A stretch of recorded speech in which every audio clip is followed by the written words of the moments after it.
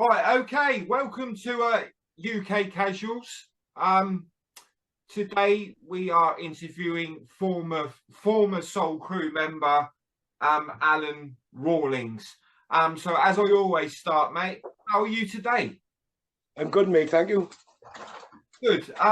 Right, so we'll crack straight on, Alan. Can you remember your first Cardiff game that you went to? 1973, Notts County at home, Ninian Park. And did you go with your dad? No, I went with a friend and his dad. With your and his dad. So, when did you first start going on your own with your pals? I started going 15 with my cousins. Yeah, and so when did you first sort of notice that there was two sets of supporters? Because you've got your supporters with the scarves who wear the shirts, and then you've got the hooligan side. When did you first sort of notice that Cardiff? About 76, there was a lot of skinheads in Cardiff at the time. Oh, right, okay, which does lead me on to my second question is 1976, obviously the hooligan culture was skinhead. It was Dr. Martens, Fred Perry, a lot of stuff like that. So can you remember when you first started seeing people dress a bit differently? I'm talking about the casual scene starting to come in. About 1981. 81, yeah, something like that. About 1981. And did it seem strange to you? Because obviously you were used to the skinhead era. What's going on here? Like, everybody dressed all smart, and that's the way it is, isn't it? Yeah. Did you get into it yourself, or did you just carry on doing what you were doing? I just carried on doing what I was doing. So when did you, obviously you were going to football, when did you notice your first bit of aggro? About 1979, Stoke in the Newport Park. It was Stoke. And obviously you were quite young. Yeah. So you obviously didn't get involved. Yeah, I did, the first time ever. You did get involved? Yeah, that was the first time I got involved in football violence, yeah. Yeah. Can you sort of tell me the feelings you had? Was you scared, excited, a bit of both? I wasn't scared. I used to get a buzz out of it. It was lovely. Yeah, you really sort of took to it, because a lot of people I interviewed say that the first bit of aggro, they wasn't involved, but they was almost fascinated. Really good. What a buzz, but yeah, for the buzz. So we'll move on. Now I'll ask you, this is a personal question.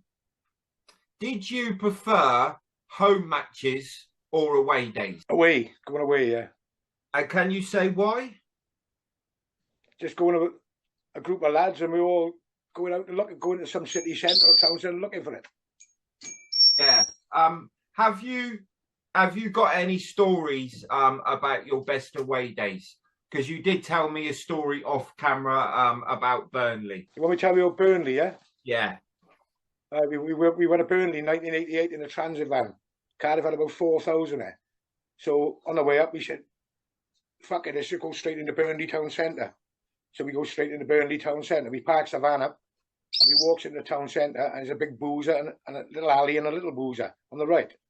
So we thought, we aren't going into the big boozer, we're looking out the fucking window, so we go straight in the little boozer. We were in there 5 minutes, and within 5 minutes they started coming in twos. The sheep noises, man, all this shit, you know. Yeah. So we looked at each other.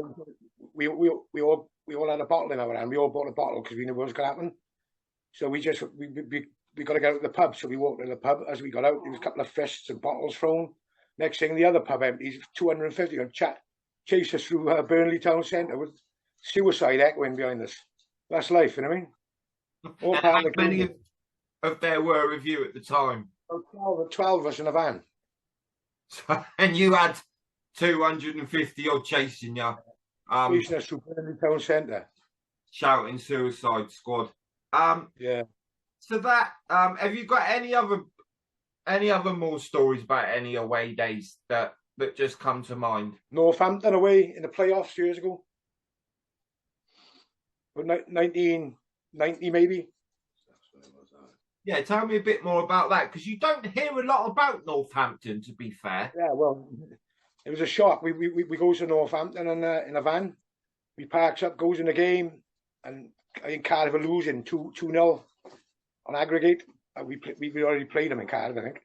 And so we leaves the ground early. We comes out, and this big bank, they come storming down. I don't know who they were. They had a fucking massive firm. A fair play. 40 of us, we had a proper row, and we got battered anyway, in fact. I'll take my hat off to them. Yeah, no, it's actually I respect you for saying that, Alan, because you read these books and you hear these stories, and a lot of firms say they never got run and they never got done, and stuff like that. So I'll take you on to the next question, which is kind of linked in, Alan. The best firms that came down to Cardiff. What do you mean? What firms? The best firms? That you begrudgingly respect. We didn't respect none of them because you want to kill them all. I mean, that's life. You come to Cardiff 20 years ago, you'd go battered. Simple as that. As soon as you come out of the station. But you want to know the biggest or the best firm? The biggest firm is Chelsea. Yeah, sort of mixture of both. Who did you always look forward to coming to Cardiff? You know, when the fixture came out. Chelsea.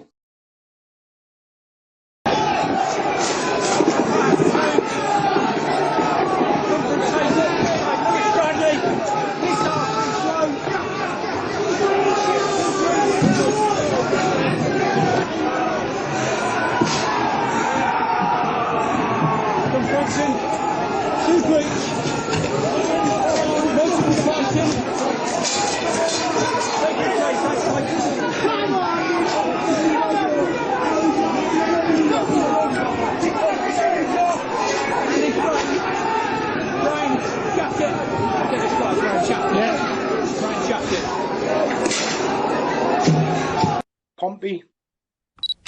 Yeah, used to always have a bit of fun with them. The biggest firm ever come to Cardiff was Chelsea. Pompey were always good, but the most organised firm come to Cardiff were Middlesbrough in 1994. I hear that a lot. They took liberties in our town centre, fair play them. Well organised. Yeah, I hear that about the front line. There's only one book about them. You don't hear about Middlesbrough a lot, but they always get their respect. So when you went away, was it always? You said Chelsea.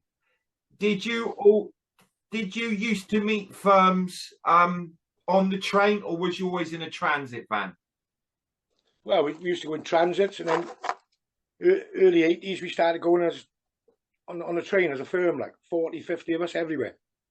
Yeah, and I suppose you used to bump into firms, and it wasn't necessarily the team you were playing that day, I guess. Yeah, well, there was no mobiles. There was no mobiles when I was at it. You know what I mean? You just go into Birmingham New Street, you bump into some firm going down south, and it used to go off. You go to Paddington or maybe London Bridge. You meet teams going up north, Londoners. You know what I mean? It's the way it is. Yeah.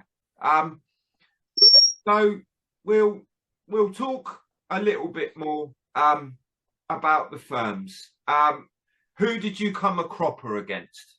Who sort of had the better of you? Because not everybody wins every battle, do they? That's football. I'll say Chelsea every time I come to Cardiff. There was too many of them. Too many of them, yeah. Yeah, a lot too many. Yeah.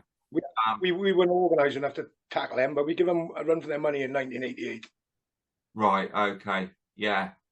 Was there any other firm? I suppose the firms that were always thrown up are Millwall, Chelsea. Any Millwall stories? Party in a park in 1999. Millwall come to Cardiff. 200 of them goes in a bar in the middle of St Mary Street, 11 o'clock in the morning. A couple of Cardiff lads walked in there and said, we are here if you want it. So next thing, the old Bill gets a message. He takes them into an area near the football ground, Greenstown. Cardiff had 1,000 lads out that day, and we tried to get at them. we run through a park and a police helicopter landed in a park between us. We couldn't get at each other. They actually put a police helicopter in between. Police helicopter landed in the park. Laddie. As Cardiff were going to attack, Millwall wanted as well, but we outnumbered them, yeah? Yeah. We were going to attack, and we go to a park in Grangetown and a police helicopter landed in the park. That was the end of it. But Bloody hell, that is going to some lengths to try and stop two firms getting to. I've never heard of a police helicopter landing in between two firms. Right, so the name, we'll move on to your firm, Cardiff. Obviously, you are famous or infamous. There have been books. You're always mentioned within the top firms that go back in history of this subculture. So do you know how Cardiff got the name Soul Crew? Well, what it was, about early 80s, we were starting to get a name for ourselves in the papers every Sunday morning, the news of the world and shit like that. Mm-hmm. We always had a headline. Cardiff kicked off up north or whatever, Ninian Park. And we were going to Wokingham away in 1982, I think it was. And we were on a train, about 45 of us, 40, 50, maybe 50. And we were on a train and we said, we got to get a name for ourselves. And that's where the name Soul Crew come up. And we all like Northern soul music, and that's where the Soul Crew come from. So it comes from soul music? Yeah. Northern soul music we like, yeah. Yeah, Northern soul music. Okay, yeah, that's interesting. So we'll move on, and I suppose to most outsiders, Swansea is your local derby. Most outsiders that don't know much about Cardiff would say Swansea are your deadly enemies. Would you agree with that, Alan? I'd be honest, I had more business for Newport back in the day. Swansea don't interest me. Yeah. I'm not interested in Swansea. Because if I say they're somehow Swansea, they'll deny it anyway. So just Swansea don't come into the equation, mate. They're shit. Yeah, it's that. It's simple as that. It's not. There's not a lot said. Nothing. End of story. I don't like Swansea. Simple as that. Newport, I got history with. Very good history. Yeah. I don't know what league Newport are in now.